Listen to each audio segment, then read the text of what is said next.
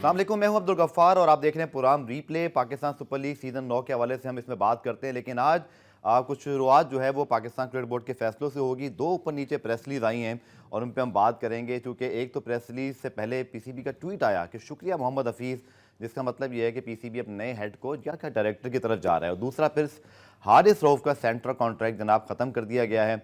इसके साथ साथ पाकिस्तान सुपर लीग की तैयारी में भरपूर अंदाज से जारी है। कल एंथम भी आ गया।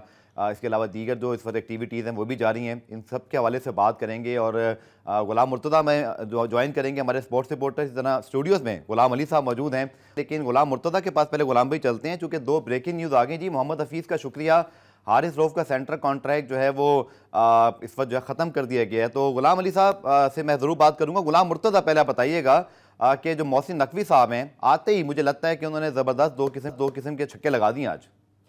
नहीं, इससे पहले ही उनके जो इक़्तिदार में आने से पहले ही ये कमेटी बनाई गई थी और आपको पता है कि हारिस रऊफ ने दौरा ऑस्ट्रेलिया में जाने से इनकार किया था, क्योंकि बिग बैश में उनका कॉन्ट्रैक्ट था, वहां पे वो खेलने के लिए गए थे। इसके बाद पाकिस्तान क्रिकेट बोर्ड की जानिब से बाकायदा तौर पर तहकीकाती कमेटी बनाई गई थी। उसने 30 जनवरी को हारिस रऊफ को बुलाया भी था, उनसे समाअत की थी, उनसे आर्गूमेंट किया था और इस हवाले से उन्होंने उनके जो आर्गूमेंट थे वो गैर तसल्ली बख्श करार दिए थे। और पाकिस्तान क्रिकेट बोर्ड ने आज बाकायदा तौर पर ऐलान किया है कि उनका 30 दिसंबर से अब 30 जून 2024 तक कॉन्ट्रैक्ट खत्म कर दिया गया और कोई भी वो किसी किस्म की जो इंटरनेशनल लीग हैं उसका हिस्सा नहीं वो बन सकेंगे, ना ही उन्हें पाकिस्तान क्रिकेट बोर्ड की जानिब से कोई एनओसी दिया जाएगा। इस हवाले से आज बाकायदा उन्होंने एक प्रेस रिलीज जारी की और उसमें बताया गया कि आज से कॉन्ट्रैक्ट उनका खत्म कर दिया है। ठीक है, तो कौन था कमेटी में? और उस वक्त सूरत कुछ और थी, जाहिर बात है क्रिकेट बोर्ड कुछ और था, लेकिन वहाब रियाज उस वक्त पीसीबी के जो है वो चीफ सेलेक्टर थे, इस वक्त भी वो चीफ सेलेक्टर हैं। आपको बैकग्राउंड स्टोरी क्या लगती है? क्योंकि आपको याद होगा कि वहाब रियाज ने ओपनली आके प्रेस कॉन्फ्रेंस में इसका जिक्र किया था, तो लगता है कि वो जो बात थी वहीं से शुरू हुई। जी, वहीं से शुरू हुई और वहाब रियाज की जानिब से कहा गया कि हमने टेस्ट क्रिकेट के लिए हारिस रऊफ से रब्ता किया और उन्हें कहा कि हमें ऑस्ट्रेलिया की जरूरत है, वहां की बाउंसी ट्रैक्स हैं और आपको हम लेके जाना चाहते हैं। लेकिन हारिस रऊफ ने पहले हामी भरी और उसके बाद एक दिन बाद कह दिया कि मैं दौरा ऑस्ट्रेलिया में नहीं जा सकता। और पाकिस्तान क्रिकेट बोर्ड का ये मौक़िफ़ है कि अगर कोई भी खिलाड़ी तिब्बी तौर पे अनफिट हो या कोई ऐसी माकूल वजह हो तो उसकी वजह से वो इनकार कर सकता है, लेकिन वो किसी लीग की वजह से या अनफिट ना होने की वजह से और ना ही माकूल वजह कोई हो तो उसके बाद इनकार करे तो उसके बाद ज़ाब्ता इखलाक के तौर पर उसके ऊपर कार्रवाई की जाती है। और ये पाकिस्तान क्रिकेट बोर्ड ने आज ये कार्रवाई करके उनका सेंट्रल कॉन्ट्रैक्ट खत्म किया। ठीक है, आपसे मजीद बात करूंगा। काफी बड़ा फैसला है, चूंकि एक सेंट्रल कॉन्ट्रैक्ट खत्म कर दिया हम किसी खिलाड़ी का। और बैकग्राउंड स्टोरी आपको पता है गुलाम भाई कि वो टेस्ट मैचेस के लिए उनको ले जाना चाह रहे थे, वो गए नहीं। और उसके बाद वहाँ जो उस जमाने में मुझे याद है चीफ सेलेक्टर थे वहाब रियाज, उन्होंने भी इस पर जो है वो अपने तहफ़्फ़ुज़ात का इजहार किया था। आपकी क्या राय है? 2 फॉर्मेट वो खेलते हैं, तीसरे फॉर्मेट खेल नहीं रहे थे वो। तो मेरी तो डिवाइडेड ओपिनियन है कि एक तरफ साहब ने कभी उनको तैयार किया नहीं था, लेकिन एक तरफ ये बात भी है कि उन्होंने जाने से इनकार किया। आप इसको कैसे देखते हैं? देखिए, उमूमन होता ये है कि अगर कोई प्लेयर 2 फॉर्मेट में कंसिडर हो रहा है, एक तो डिपेंड है कि वो प्लेयर अग्री कर रहा है 2 फॉर्मेट खेलने को, लेकिन पीसीबी के प्लान में, क्रिकेट बोर्ड के प्लान में या टीम मैनेजमेंट के प्लान में 2 फॉर्मेट के लिए है कि नहीं वो। तो यहाँ पे आपको पता है कि टेस्ट क्रिकेट की एक वैल्यू है, एक क्रिकेट की पहचान है। तो किसी भी प्लेयर का रिफ्यूज़ करना जो है थोड़ा सा मायूब समझा जाता है। मैं समझता हूँ कि अगर यहाँ पे खाली T20 फॉर्मेट तक के लिए अगर थिंक टैंक देख रहा है तो फिर यकीनन एक फॉर्मेट के लिए सेंट्रल कॉन्ट्रैक्ट किसी प्लेयर को मुश्किल ही दिया जाता है। वनडे भी खेलते हैं वो। हाँ, खेलते हैं, लेकिन मैंने ये कहा ना कि अब प्लान में है कि नहीं है, क्योंकि जब आप टेस्ट क्रिकेट नहीं खेल रहे हैं तो 10 ओवर भी करना वनडे में यकीनन उसके लिए आपको वो फॉर्मेट खेलना ज़रूरी है कि जहाँ आपकी स्ट्रेंथ जो है इन्हांस हो, इंक्रीज़ हो, आप इफेक्टिव हो सकें 10 ओवर। क्योंकि 10 ओवर में भी आप कम से कम 2 स्पेल 3 स्पेल तो करते हैं ना जी। तो अब ये डिपेंड करता है कि जो थिंक टैंक है उसका प्लान क्या है कि वो कितने फॉर्मेट में देखना चाह रहे हैं। और अगर एक फॉर्मेट में देखना चाह रहे हैं, वहीं यूटिलाइज़ करना चाह रहे हैं, तो फिर मैं समझता हूँ कि जो है मुश्किलात होंगी। क्योंकि वर्ल्ड कप में भी अगर देखें हारिस रऊफ को तो 10 ओवर में इतने इफेक्टिव नहीं, इतने 4 ओवर में होते हैं। लेकिन वजह बनी टेस्ट क्रिकेट की। अब गुलाम भाई, जब इनको सिलेक्ट किया जा रहा था तब तक ये प्लान्स में नहीं थे। शायद उस वक्त उनको अचानक से बोलना कि आप टेस्ट क्रिकेट खेलें, अब शायद कोई बैंक की जॉब हो या जो हम जॉब करते हैं कि चलिए आपने अभी काम करना है तो ये आसान है, आप खुद क्रिकेटर हैं, ख़ास तौर पर बॉलर के लिए कि वो 4 ओवर करता है 10 ओवर करता है, उसको टेस्ट क्रिकेट के लिए आप वेरी नेक्स्ट डे बोलें। अब मेरे ख्याल में दो बातें हैं, इनकार शायद बनता नहीं था, चले तो उनको जाना चाहिए था, लेकिन कोई हमने भी शायद उनके लिए कोई आसान रास्ता नहीं छोड़ा कि वो अचानक जाके टेस्ट क्रिकेट खेलें। तो दोनों तरफ मुझे खिलाड़ी से भी हमदर्दी हो रही है और बोर्ड का डिसिप्लिन भी दिखाई दे रहा है, दोनों तरफ बात जा रही है। देखिए बहुत सारे प्लेयर जो है सेंट्रल कॉन्ट्रैक्ट को अवॉइड भी करते हैं क्योंकि उनके लीग्स में बहुत कॉन्ट्रैक्ट्स तो होते ये हैं। मुझे लग रहा है कि इस तरह के फैसलों के बाद तो बिल्कुल ही करेंगे। हाँ, तो दूसरी बात ये है कि देखिए आप पाकिस्तान की हिस्ट्री देख लें तो जितने भी आपके लेजेंड बॉलर्स या एक्सप्रेस बॉलर हैं उन्होंने फर्स्ट क्लास क्रिकेट भी खेली है और टेस्ट क्रिकेट को जो है वैल्यू भी किया है। तो ये थोड़ा सा अनयूजुअल सा है कि रिफ्यूज़ कर देना, अनलेस के आप ये ज़रूर कह सकते थे कि मैं ऑप्शनल खेलूँगा या मेरी स्ट्रेंथ अभी इतनी डेवलप नहीं हुई है कि मैं कंटिन्यूसली सीरीज़ के सारे मैच खेलूँ। तो म्यूचुअल अंडरस्टैंडिंग से अगर ये बात हो जाती तो मैं समझता हूँ ज़्यादा बेहतर था। चलें पुराने में ब्रेक शामिल करते हैं, ब्रेक से जब वापस आएंगे तो फिर मोहम्मद हफीज़ को भी कहा गया, लगता है कि बहुत सारी तब्दीलियाँ बोर्ड में होने वाली हैं, इस हवाले से बात करेंगे गुलाम अली साहब से भी, गुलाम मुर्तज़ा से भी इस शॉर्ट कमर्शियल ब्रेक के बाद।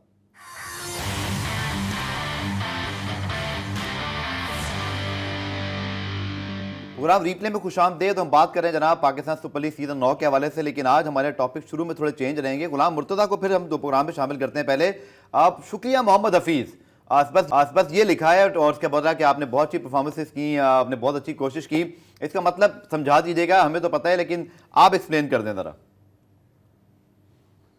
जी गुलाम मुर्तज़ा।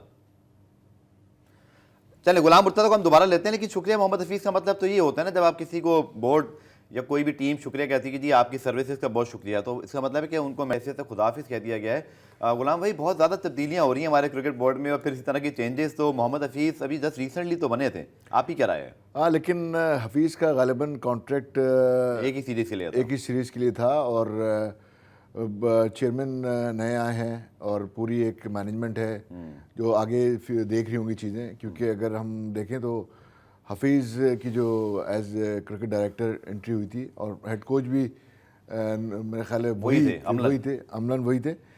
तो यकीनन यहाँ पे थोड़ा सा ये एक टेस्टिंग केस था उनके लिए, ऑस्ट्रेलिया टूर्स और न्यूजीलैंड टूर, जहाँ पे कई चीज़ें जो है उनको देखनी थी। अगर वहाँ पे अगर नताइज अच्छे आते तो डेफिनेट फिर क्रिकेट बोर्ड सोचता, लेकिन चूँकि अभी अब आगे काफ़ी चीज़ें हैं पाकिस्तान क्रिकेट में, तो क्या प्लान है नई मैनेजमेंट का ये देखना होगा। लेकिन बजाय शुक्रिया हफीज़ से तो लग रहा है कि फ़िलहाल कंटिन्यू शायद उनको नहीं करवाना। ठीक है, गुलाम अली साहब ने जो कहा ना कि नताइज अच्छे नहीं आए, नताइज तो अच्छे नहीं आए तो फिर बहुत से लोगों के लिए मसला हो सकता है। गुलाम मुर्तज़ा की पहले आप बता दीजिएगा, शुक्रिया मोहम्मद हफीज़ का फिर यही मतलब है कि अब नया डायरेक्टर होगा, क्या नया हेड कोच भी होगा, फिर नए कप्तान तक भी क्या बात जा सकती है? जी ऐसा कुछ तब्दीलियों का इम्कान भी है, क्योंकि मोहम्मद हफीज का जो वो डायरेक्टर क्रिकेट के तौर पे क्रिएट किया गया था, उससे पहले मिकी ऑर्थर को डायरेक्टर क्रिकेट पाकिस्तान का बनाया गया था और मोहम्मद हफीज को किया गया था। उससे पहले पाकिस्तान में आपको जिम्मेदारियां तमाम निभाता है और ये पहली दफा हुआ था कि एक क्रिकेट टेक्निकल कमेटी बनाई गई थी इसके साबिक दौर में, और उसके बाद डायरेक्टर का ओहदा मुतल्लिक करवाया गया था, ऑनलाइन कोच मुतारिफ करवाया गया था। तो अब जैसे नई मैनेजमेंट आई है तो उनकी जानिब से भी अपनी टीम बनाने का इंदिया दिया गया है, क्योंकि पिछला रोज जब प्रेस कॉन्फ्रेंस हुई थी, जब ट्रॉफी अनवीलिंग हुई, वहां पे मोहसिन नकवी की जानिब से कहा गया था कि हर शख्स जो आता है वो अपनी टीम बनाता है जिसके साथ वो कंफर्टेबल हो। तो अब देखना है कि जो मोहसिन वो किन के साथ कंफर्टेबल होते हैं। आया तो पाकिस्तान के जो फॉर्मर क्रिकेटर्स हैं उनके ऊपर मुश्तमिल एक टेक्निकल कमेटी बनाई गई, या जिस तरह पाकिस्तान में पहले भी जो हेड कोचेस लगाए जाते थे या जो टीम इंतजामिया बनाई जाती थी, क्या वो उसी तरह चाहेंगे। लेकिन एक इंडिया उन्होंने दिया था कि शायद वो पाकिस्तान के लोकल कोचेस से ज्यादा तरजीब फॉरेन कोचेस को दें। तो ये अब देखना है कि चंद रोज बाद उन्होंने फैसले करने, क्योंकि अभी भी पंजाब गवर्नमेंट और तश्कील नहीं, जब तक तश्कील तक वो अपने ओहदे पे विराजमान है। जैसे वो अपना ओहदा वज़ीर पंजाब का छोड़ेंगे तो उसके बाद वो अपने तमाम तर जो जिम्मेदारियां वो भी संभालेंगे और तमाम तर जो तवज्जो है वो भी पाकिस्तान क्रिकेट बोर्ड के फैसलों के ऊपर मरकूज। तो गुलाम मुर्तज़ा की मिकी आर्थर की री एंट्री तो नहीं होने वाली, क्योंकि उन्होंने भी जाते जाते इंडिया तो दिया था कि कुछ पता नहीं पाकिस्तान क्रिकेट में क्या कुछ होता है। जी उन्होंने बिल्कुल कहा था और वो इस्तीफा भी नहीं दे रहे थे, वो देख रहे थे इलेक्शन में क्या होता है। तो आप भी उस जगह पे मौजूद थे जब हमारी ये बात चल रही थी कि मिकी ऑर्थर और फॉरनर कोचेस जो है वो छोड़ना नहीं चाह रहे थे। पाकिस्तान क्रिकेट बोर्ड की जानिब से कुछ ऐसे इकदाम किए गए थे, उन्होंने इस्तीफा दिया था। अब ये देखना है कि नई जो मैनेजमेंट है किन अपराध से करेगी, हो सकता है नीति ऑफिसर से राब्ता किया जाए, हो सकता है नए जो कोचिज हैं वो उनसे राब्ता किया जाए। तो अभी तो पाकिस्तान क्रिकेट बोर्ड की जैसे निगरान वजीर आला पंजाब अपनी तमाम तर जो तवज्जो है पाकिस्तान क्रिकेट बोर्ड पे करेंगे तो उसके बाद वो फैसले लेंगे। लेकिन ये उन्होंने इंदिया दे दिया है कि चीजें तब्दील होंगी, मैनेजमेंट लेके आएंगे, लोगों का जो लोग पीसीबी में काम कर रहे हैं वो भी तब्दील हो सकते हैं, नए कोचिज भी आ सकते हैं। ठीक है, आप हमारे साथ मौजूद रहेगा। गुलाम अली साहब, ये दो फैसलों से एक चीज़ तो नजर आ गई कि मोहसिन नकवी साहब चूंकि इस वक्त इंटरिम सीएम पंजाब भी हैं, बड़े ओहदे पर हैं, पीसीबी चेयरमैन के तौर पर आए हैं, तो एक चीज़ तो नजर आ रही है कि वो चीज़ों को ठीक करना चाह रहे हैं, तब्दीलियाँ करना चाह रहे हैं, डिसीजन मेकर वो हैं, पावर्स उनके पास मौजूद हैं, 3 साल के लिए वो इलेक्ट भी हो गए हैं, अब उनको आईपीसी मिनिस्ट्री से डे टू डे अफेयर के लिए मामला भी नहीं देखते। तो लगता ही है कि ओपन जो है ना वो T20 इनिंग शुरू कर दी मोहसिन नकवी साहब ने, पावर प्ले में खूब चौके छक्के लगाना शुरू। देखिए, मोहसिन नकवी साहब की जो रेपुटेशन है बतौर एडमिनिस्ट्रेशन अच्छी है। हाँ, और पंजाब के लोग जो है काफ़ी उनके काम से खुश और मुतमईन है, क्योंकि जो पेंडिंग्स जितने भी काम थे बड़ी क्विकली उन्होंने किए, और स्पीडी मोहसिन के नाम से भी इनको थोड़ा लोग याद करते हैं। तो एक वर्क एथिक होगा इनका डेफिनेटली, और चीज़ें जैसे ऑर्गेनाइज तरीके से और टाइमली मैनेज करते हैं। तो मैं समझता हूँ कि इस तरह के डिसीजन नज़र आ रहे हैं कि अब आपको तेज़ी से देखने को मिलेंगे, क्योंकि पाकिस्तान क्रिकेट में आप देखें कि अनस्टेबिलिटी काफ़ी अर्से से थी, कि गवर्नमेंट का चेंज होना और चेयरमैन का चेंज होना, फिर इस तरह की चीज़ें। तो अब इलेक्शन के बाद मैं समझता हूँ कि चीज़ें अब बेहतरी की तरफ जाएंगी, और देखना ये है कि जो डिसीजन है उसमें कितनी जो है वो हमारे लिए बेहतरी आती है, क्योंकि पाकिस्तान क्रिकेट की जो ग्लोरीज हैं काफ़ी अर्से से मिसिंग है। ऑल्दो के हमने T20 के कुछ फाइनल्स खेले हैं, जो ऑस्ट्रेलिया में खेला, यूएई में T20 वर्ल्ड कप हुआ था, उसमें काफ़ी अच्छी परफॉर्मेंस थी। लेकिन जो टेस्ट क्रिकेट हमारी है उसमें और वनडे क्रिकेट में जो हमारी जो पोजीशन है उसको बेहतर करने के लिए ना सिर्फ टॉप मैनेजमेंट बल्कि नीचे भी आपको बहुत काम करना है। ठीक है, क्या लग रहा है गुलाम मुर्तज़ा, चूंकि हारिस रऊफ अभी कुछ देर पहले प्रैक्टिस मैच भी शायद खेल रहे थे, कल मीडिया टॉक भी की थी, रिएक्शन आप कैसा देख रहे हैं प्लेयर्स की जानिब से? चूंकि ये ज़रूर है कि आप T20 क्रिकेट खिलाड़ियों की तरजीह बन सकती है। हमने देखा इमाद वसीम ने रिटायरमेंट ली, मोहम्मद आमिर ने ली, खुद वहाब रियाज ने टेस्ट क्रिकेट से बड़ी अर्ली रिटायरमेंट ली थी। तो आप इसका रिएक्शन क्या देखते हैं? जी, अभी वो मैच खेल रहे थे और हम उनसे थोड़ी मजाक में बात भी कर रहे थे, लेकिन वो पहले ही अफसुर्दा थे। शायद उन्हें पहले पता चल गया हुआ था कि उनका कॉन्ट्रैक्ट खत्म कर दिया जाएगा। गुज़िश्ता रोज उन्होंने प्रेस कॉन्फ्रेंस की थी और उसमें हमने कुछ क्वेश्चंस किए थे, तब भी थोड़े वो अफसुर्दा दिखाई दे रहे थे, डिस्टर्ब दिखाई दे रहे थे। तो अभी जैसे ही प्रैक्टिस मैच जो खत्म हुआ तो उसके बाद उन्हें जो लाहौर कलंदर्स के ऑनर समीर राना साइड पे लेके गए थे, वहां पे उनकी कुछ गुफ्तो शनीद भी हुई।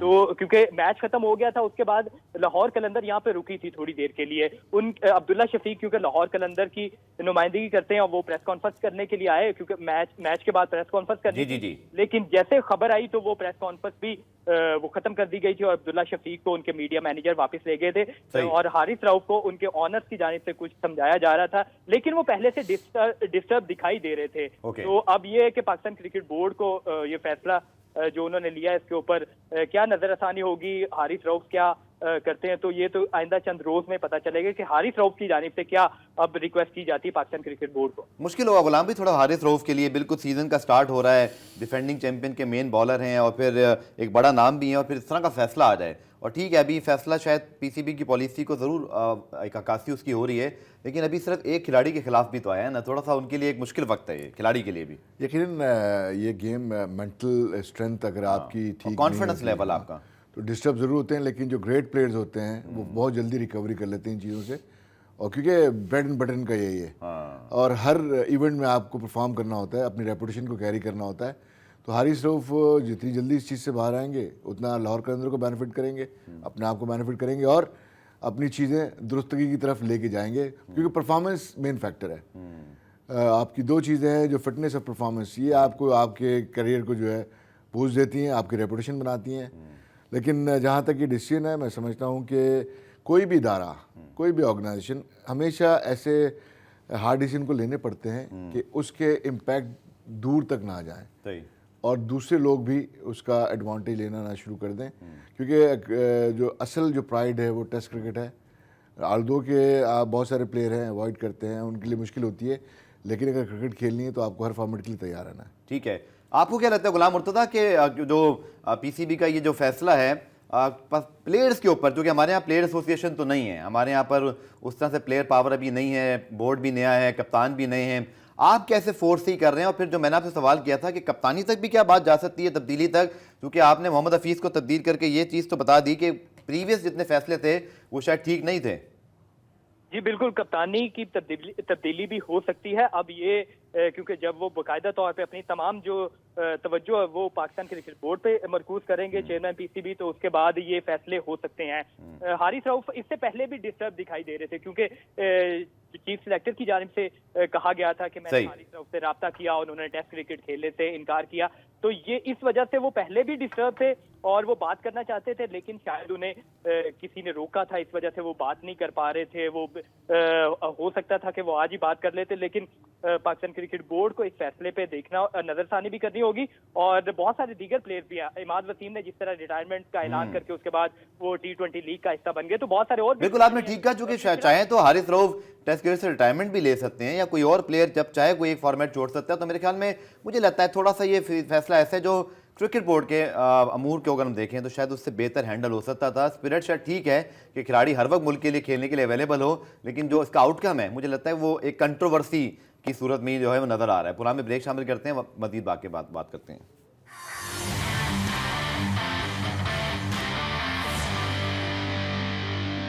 तो जनाब बैक टू PSL 9, क्या करें, ब्रेकिंग न्यूज़ पाकिस्तान क्रिकेट में इतनी आती है कि हमें उनको डिस्कस करना पड़ता है। इसको वैसे भी अभी 2 दिन बाकी हैं और आज प्रैक्टिस मैच भी हुआ लाहौर कलंदर पेशावर ज़ल्मी का, उसके ऊपर भी बात कर लेंगे। लेकिन गुलाम भाई पहले बात करते हैं कि हमारे प्रोड्यूसर साहब जो स्क्वाड प्ले करते हैं जी, पेशावर ज़ल्मी और हमारे पार्टनर्स भी हैं, आप इनके आपके सामने, the Babar Azam, the brand is here, कहते हैं ना पूरे अपने जोबन के साथ, फिर टॉम कॉलर, कैटमोर, हसीब, फिर इसी तरह आसिफ अली की एंट्री भी हो गई है, साइम अयूब, और शायद मुझे कहना पड़ेगा गुलाम भाई ये पहली पाकिस्तान की फ्रेंचाइज बनी जिन्होंने यंग बैटिंग टैलेंट निकाल के पिछले सीजन राज किया। इनकी बैटिंग बहुत अच्छी चली, यानी कि हसीब थे इनके पास, हारिस थे इनके पास, इसी तरह साइम अयूब अब एक बहुत बड़े उनका नाम बन गया है। ओवरऑल कैसे देखते हैं सर PSL में पेशावर ज़ल्मी के स्क्वाड को?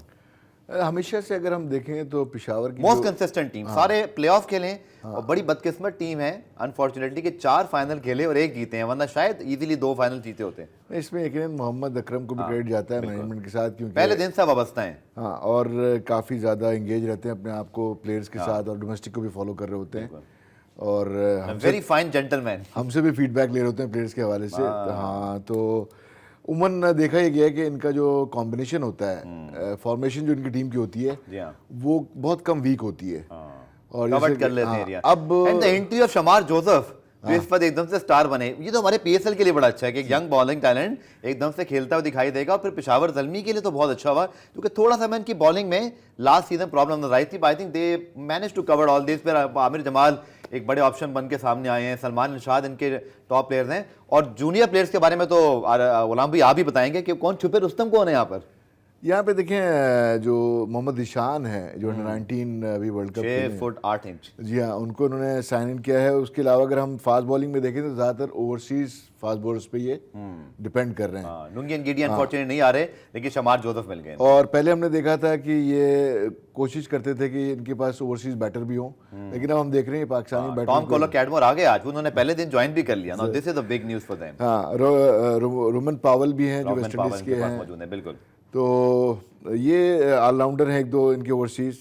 तो मैं समझता हूँ कि कॉम्बिनेशन इनका हमेशा से अच्छा रहता है, ठीक है, और क्लिक भी कर जाता है। आपको लग रहा है फिर ये कम से कम प्लेऑफ में तो जा ही जा रहे हैं? उम्मीद तो यही है। चलें नेक्स्ट टीम की तरफ बढ़ते हैं जी। गुलाम अली साहब की एक्सपर्ट ओपिनियन हासिल करते हैं। जनाब 2 मरतबा के चैंपियन के बारे में क्या बात करें, आउटस्टैंडिंग परफॉर्मेंस, शाहीन की तरह उड़ रहे हैं और कमाल की परफॉर्मेंस है। सिकंदर रजा जी इनके पास हैं, फ़खर जमान इनके पास हैं। अच्छा, वंडर डुसन हम जो बात कर रहे थे ना गुलाम भाई, वो मैं अपडेट दे दूं कि वंडर डुसन और डेविड वीज़ा आ भी गए हैं। तो ये बहुत इंपॉर्टेंट चीज़ है कि इनके पास यंग जो इनके जो प्लेयर हैं। लेकिन the breaking news, heart breaking, वो ये है कि राशिद खान जो है वो अवेलेबल में नहीं है, और जब वो नहीं है तो हम सबके दिल भी टूटे हुए, बिकॉज वो बहुत बड़े स्टार हैं।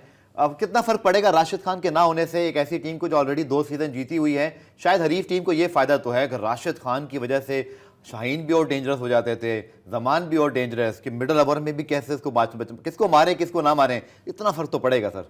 नहीं, मैं समझता हूँ राशिद जिस टीम में भी होंगे या नहीं होंगे, दोनों तरीके से इम्पैक्ट तो बहुत टीम को होता है, क्योंकि लाहौर कलंदर उमन स्पिनर्स पे इतना ज़्यादा डिपेंड नहीं करती वहाँ, सिवाय एक आध राशिद खान जैसे थे। बिल्कुल। और इनकी अब सिकंदर रजा भी हाँ हैं। पेस बैटरी जो है इनकी वो हमेशा से लीथल रही है, जिसमें हारिस रऊफ हैं, ठीक है। शाहीन शाह अफरीदी हैं। इसके अलावा भी पास्ट में अगर आप देखें तो उन्होंने अपने जो डेवलपमेंट प्रोग्राम से जो प्लेयर्स इंट्रोड्यूस किए थे, जी जी।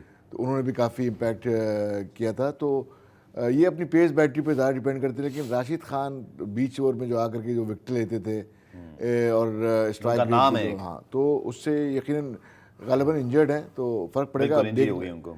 अब देखना ये है कि किस तरह कवर अप करते हैं इस चीज़ को।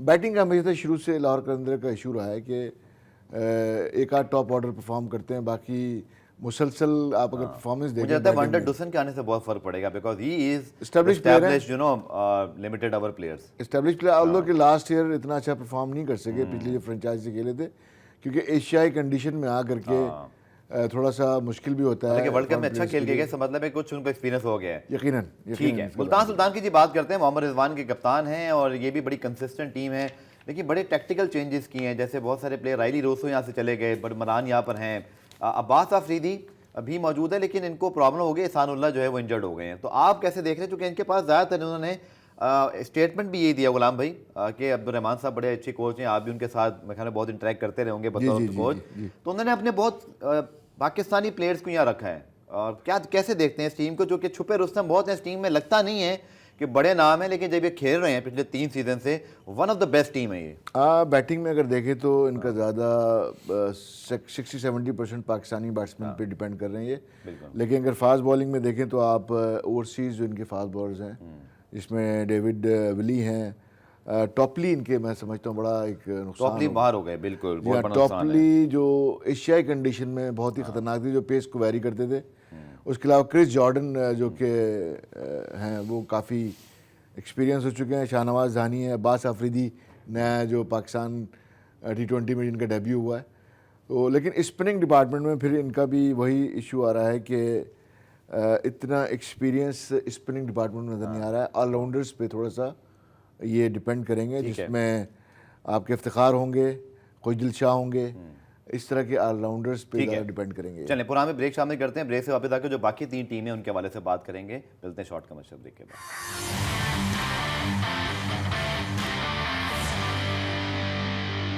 बाकी 3 टीमों की बात करते हैं। कराची किंग्स, जिनके अब नए कप्तान शान मसूद हैं, कल हमने बात की थी और आप देख सकते हैं कि ये खास ग्राफिक्स भी हमने आपके लिए बनाया जी रीप्ले के इस प्लेटफॉर्म पर। यहाँ पर तबरेज़ शमसी की शमूलियत के हवाले से भी कुछ कंफर्मेशन नहीं है कितने अरसे के लिए होंगे, लेकिन ओवरऑल गुलाम भी कैसे देखते हैं, क्योंकि इस टीम को बहुत कुछ प्रूव करना है। नए हेड कोच आए हैं, फिल सिमंस नए कप्तान हैं, शेब मलिक मौजूद हैं, Haider Ali last time platinum category में थे, अब वो है ही नहीं टीम में, तो कुछ ये मसले रहे हैं ज़रा कराची के।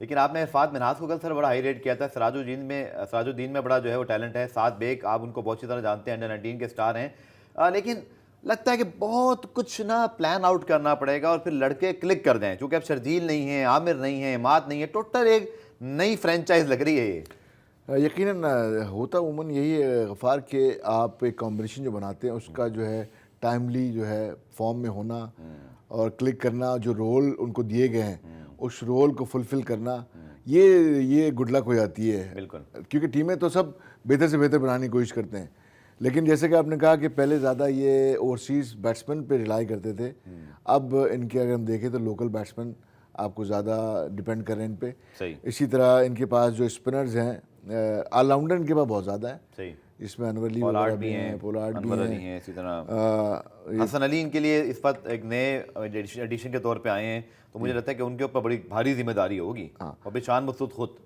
तो यकीनन जो फिल सिमंस जो हैं वो दुनिया भर में मुख्तलिफ फ्रेंचाइज की कोचिंग कर रहे हैं, अपने वेस्ट इंडीज़ को वर्ल्ड कप जितवा चुके हैं T20 का, तो एक अच्छा चॉइस है। कुछ अरसे से फ्रेंचाइजी से वाबस्ता नहीं थे, उससे पहले रहे, तो लगता है कि कुछ सोच समझ के लाए हैं कि कुछ नई चीज़ निकलवाना चाह रहे हैं फिल सिमंस से, लेकिन अच्छा कैरेक्टर है। लेकिन चलिए हम तो ये उम्मीद करते हैं कि मीर हमजा यहाँ मौजूद हैं, अखलाक, आमिर खान, अनवर अली, तो डोमेस्टिक के काफ़ी नाम है अगर ये डोमेस्टिक के लड़के चल जाएँ। लेकिन हमने देखा है कि हमेशा जो इंटरनेशनल प्लेयर्स हैं, डैनियल सैम्स मौजूद हैं, नवाज़ भी यहाँ पर आ गए हैं, तो आपने सही बात की कि ऑलराउंडर कुछ ज़्यादा हैं। अब ऑलराउंडर चल जाएँ तो सब ठीक है, नहीं चलें तो फिर टीम थोड़ा सा लगता है प्रोफेशनल की कमी है। अगली टीम पे चलते हैं जनाब और उसके ऊपर बात करते हैं। और टीम आ गई जनाब इस्लामाबाद यूनाइटेड 2 मरतबा के चैंपियन है, लेकिन शादाब ऊपर तो आ रहे हैं नंबर 4 पे बहुत अरसे से, लेकिन टीम ऊपर नहीं आ रही है और थोड़ा सा, लेकिन यहाँ पे टीम अच्छी खासी है जी। नसीम शाह, फिर उनके 2 भाई, फिर उसके बाद देखें इमाद वसीम भी, अली खेल्स भी, कॉलन मुंद्रो भी, फिर आजम खान, सबसे बड़े हमारे power hitter. On paper they look very strong. बहुत अच्छी टीम है और अब मेरे ख्याल ये यंग पाकिस्तानी बैटर्स को टारगेट कर रहे हैं, जिसमें कासिम अकरम है, हैदर हैं, आजम खान ऑलरेडी इनके पास थे, सलमान अली आगा हैं, तो फिर जो पावर फिनिशर इनके पास आसिफ अली, उनकी जगह इमाद वसीम, और फिर आजम खान मौजूद है। तो ओवरऑल देखा जाए तो शादाब और इमाद मौजूद हैं और खेलते हुए आपको दिखाई दे रहे हैं, जो कि आप, या मुझे लगता है आपको लगता है कि इन्होंने भांप लिया कि 2 स्पिनर बहुत इंपॉर्टेंट होंगे। आपको कैसे लगता है इमाद वसीम शादाब एक टीम में, ये तो पाकिस्तान में भी बड़ा मुश्किल हुआ है, तो दोनों को आप खेलते हुए कैसे देख रहे हैं? हाँ, मैं कह रहा हूँ कि टीम कॉम्बिनेशन जो इनकी रेपुटेशन एज ऑलराउंडर, खासतौर पर ऑलराउंडर है, दोनों मतलब वर्ल्ड क्लास ऑलराउंडर हैं, तो बहुत इम्पैक्ट प्लेयर हैं और यहाँ पे यकीनन जो इमाद वसीम से हेल्प भी मिलेगी शादाब को, क्योंकि कराची किंग्स की कप्तानी करते रहे इमाद। तो यहाँ पे मैं समझता हूँ कि एक अच्छा, और इनके नए कोच आए माइक हैसन, जो कि न्यूजीलैंड बहुत जबरदस्त कोच है T20 के, और न्यूजीलैंड को बड़ा ऊपर तक लेके गए थे, तो बड़ी हाई होप्स। तो टीम तो ऑन पेपर खतरनाक लग रही है। उसमें फिर जो इनका जो सपोर्टिंग स्टाफ है उसमें हनीफ मलिक हैं, जो कि बिल्कुल उनसे मेरी बात होती रहती है, तो काफ़ी हार्ड वर्कर हैं, इंगेज रहते हैं। मसरूर की मुझे खुशी हुई कि कराची किंग्स को ज्वाइन किया। ये आप सब लोग जो हैं बड़े अनसंग हीरोज हैं, जो पीछे प्लेयर प्रोड्यूस करते हैं और यहाँ पर जो है वो फिर आगे। मसरूर का बहुत कंट्रीब्यूशन है, क्योंकि वो प्लेयर को जो है अंडर 19 लेवल से बिल्कुल वो देख रहे होते हैं, और कई यंग प्लेयर हम भी इसलिए फ़ोन करते हैं जब कोई नया प्लेयर आता है, गुलाम भाई को, कभी मसरूर भाई को, रहमान भाई को, कि पता चले, क्योंकि ये लोग प्ले को। कोयटा ग्लेडिएटर्स रह गए, तो हम उनके बारे में आखिर में बात करते हैं। कोयटा ग्लेडिएटर्स अब कप्तान तब्दील हो गए जी, रायली रोसो कंफर्म हो गए, और उसके साथ साथ अगर हम देखें तो जैसन रॉय मौजूद हैं। बट अगेन हमने कल बात की थी हसन रंगा, क्योंकि वो अगर पूरे सीजन में है तो फिर ये अब बहुत बड़ी तब्दीली है जी। Poster boy is not Sarfaraz, Rilee Rossouw. I think इस सीजन की सबसे बड़ी न्यूज ही गुलाम भाई अब तक यही है ना कि सरफराज जो है वो कप्तान नहीं है। तो कोयटा के ऊपर ये ड्यू हो गया था कि शायद वो कुछ ऐसा फैसला करें, बिकॉज परफॉर्मेंस नहीं आ रही थी। इसमें मैं वही कहा ना कि म्यूचुअल अंडरस्टैंडिंग से सारा कुछ हुआ होगा, और इस दफ़ा अगर आप देखें तो इनका स्पिनिंग डिपार्टमेंट काफ़ी मजबूत नज़र आ रहा है। ठीक है, और डिपेंड करेंगे फॉरेन बैटर पे। बिल्कुल, विल स्मीड अच्छे हैं, जैसन रॉय के पास हैं, फिर मोहम्मद आमिर। ख्वाजा नाफिक पे बहुत ज़्यादा बात होती है, आप चूँकि डोमेस्टिक में बड़ा सबको कवर करते हैं, ज़रा उनके बारे में बताइएगा। और फिर कोई और छुपा रुस्तम, चूँकि उनको हवाले से काफ़ी एक्सपेक्टेशन हैं लोगों की। ख्वाजा नाफिक को बेसिकली जो डेवलप किया जा रहा है, उनके जो कोचेज़ हैं वो T20 फॉर्मेट के लिए, ठीक है, और ये BPL वगैरह भी खेले हैं। किस नंबर पे आपको खेलते हुए दिखाई देंगे, और उनका नंबर आपके ख्याल में आइडियली क्या होना चाहिए? इनका ये खेलते हैं टॉप ऑर्डर या ओपन, ठीक है, तो यहाँ पे अगर ये खेलते हैं और पिच अगर लेकिन अभी तक इनका जो मैंने जिनको देखा है कि क्वालिटी बॉलिंग या मुश्किल कंडीशन में अभी प्रिपेयर नहीं है, इनको टाइम लगेगा। हाँ, फ्लैट ट्रैक और एक इजी बॉलिंग वहाँ पे ये मैनेज कर लेंगे अपने आप को, लेकिन जहाँ पे मुश्किलात रहेंगी पिच के हवाले से या क्वालिटी बॉलिंग, तो अभी क्योंकि मेरे सामने खेल तो मैं इनको देखा मैंने, सही, तो अभी प्रिपेयर। चले, ऑनेस्ट ओपिनियन है जी कोच साहब का, लेकिन ये बात जरूर होती है कि PSL ऐसा प्लेटफॉर्म होता है, लड़का थोड़ा सा इंस्पायर्ड हो जाए, अच्छे बड़े मेंटोर्स आपके साथ हों, बड़े प्लेयर्स हों, तो आप जो है ना वो थोड़ा सा जाए। तो पहले मैच के जाने पे जनाब आते हैं, 2 दिन रह गए, 17 मार्च को जनाब पहला मैच, और ये है जनाब दोनों इस पर रेड हॉट फॉर्म टीमें, यानी कि इस्लामाबाद यूनाइटेड और लाहौर कलंदर्स। बहुत ज़बरदस्त मैच होगा, लेकिन इस पर हम कल बात करेंगे और इंशाल्लाह इसके ऊपर डिटेल एनालिसिस करेंगे, दोनों टीमों की जो स्ट्रेंथ वीकनेसेस हैं, और उसके साथ साथ कुछ अपडेट्स भी हैं। मुझे और गुलाम अली को आज के इस एपिसोड से इजाज़त दीजिए, कल दोबारा से मुलाकात होगी, तब तक के लिए अल्लाह हाफ़िज़।